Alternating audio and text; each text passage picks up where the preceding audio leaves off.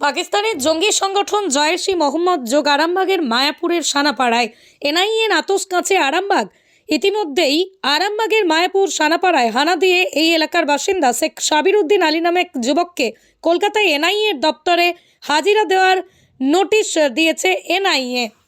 সূত্রের খবর, এই সংগঠনের সাথে ওই যুবক যুক্ত বলে খোঁজ পেয়েছে কেন্দ্রীয় গোয়েন্দা সংস্থা এনআইএ। সেই মতোই বৃহস্পতিবার ভোর রাতে এনআইএর একটি প্রতিনিধি দল হঠাৎই সাবির উদ্দিনের বাড়িতে হানা দেয়। সেখানেই তারা একটা ল্যাপটপ, কিছু টাকা বাজেয়াপ্ত করেছে। পাশাপাশি কলকাতায় হাজিরা দেওয়ার নোটিশ দেওয়া হয়েছে তাদের। সেই নোটিশ পেয়ে সাবির উদ্দিন ও তার বাবা সাইফুদ্দিন শুক্রবার সকালে কলকাতার হাজিরা দিতে চলে যায়। এদিকে এই খবর প্রকাশ্যে আসতে এলাকা জুড়ে হইচই শুরু হয়েছে। যদিও এলাকার বাসিন্দারা বলছেন সাবির উদ্দিন বুদ্ধিমান ছেলে, আলিয়া বিশ্ববিদ্যালয়ের ছাত্র, বিএড উত্তীর্ণ। এই ধরনের কাজে সে যুক্ত থাকতে পারে না। দরিদ্র পরিবার। পাকিস্তানের জঙ্গি সংগঠন জয়েশ-ই মোহাম্মদের নেতা শেখ সুলতান সালাউদ্দিন আইয়ুবী চলতি বছরের অক্টোবর মাসে দিল্লি থেকে ধরা পড়ে। তাকে জিজ্ঞাসাবাদ করে সাবির উদ্দিনের নাম পাওয়া যায় বলেই দাবি এনআইএর আধিকারিকদের। আরামবাগের মায়াপুর এলাকা থেকে এই জঙ্গি সংগঠন নতুন জঙ্গি নিয়োগের কাজ চালানো হচ্ছিল বলেই দাবি এনআইএর। সোশ্যাল নেটওয়ার্কিং সাইটে ভুয়ো প্রোফাইল খুলে দেশবিরোধী কাজে উৎসাহিত করা হচ্ছিল বলে খবর। এ বিষয়ে আরও কি জানা যাচ্ছে বিস্তারিত দেখুন 24 আওয়ার্স আরামবাগের রিপোর্ট।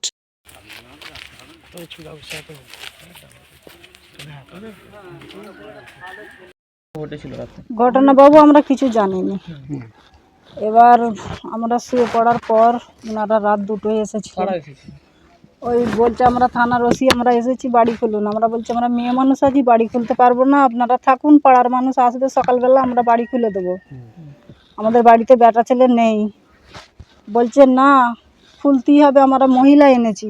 আচ্ছা, তখন আমরা বললাম সে কিছুতেই খুলবো নি। 1 ঘন্টা 2 ঘন্টা পর বাধ্য, জানলা দরজা ভাঙছে, আমাদের ভাঙা ঘর বাড়ি, কী করবো, বাধ্য খুলে দিলুন।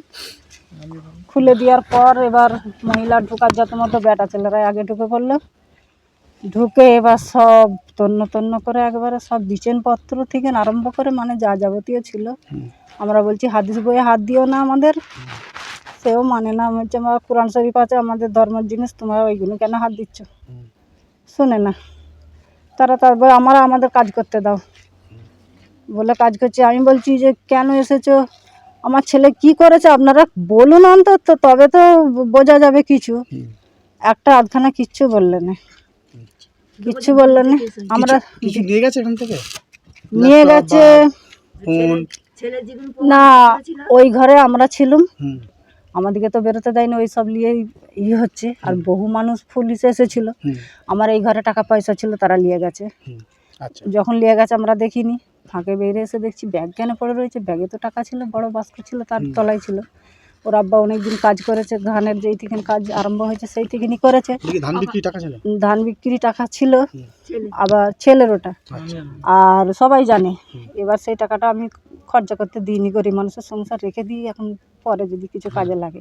বলে রাখো, আমরা লুবুনি। তারা ভালো কথাই বললো, বলে রাখলুম। তারা ছবি তুলে তারা নিয়ে গেল। এবার ওই ঘরে তো আমার ছিল নি, এবার এই ঘরেতে টাকাগুলো আমার নিয়ে গেছে। 35,000 টাকা ছিল। আর কি কি নিয়ে গেছে টাকা ছাড়া? না, টাকা ছাড়া আর কিছু লাইনি।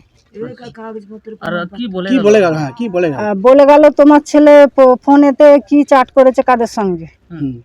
এবার আমাকে বলেনি, ওটা ফাঁকে বলেছে, মানাজরা সকালবেলা বললো। আচ্ছা, ওটা আমাকে বলেনি। আমি যে এত জিজ্ঞাসা করলাম, আমাকে কিছু বলেনি। তারপরে বাইরের মানুষরা সব বলছে এই বলেছে ওই বলেছে, এবার আমি আর কিছু জানি না। হাজিরা দিতে বলেছে? হ্যাঁ, নোটিশ দিয়ে গেছে একটা কাগজ। গেছে বাড়ি? হ্যাঁ, চলে কে গেছে। ওর আব্বা দুজনই গেছে। আপনার ছেলের নাম কি?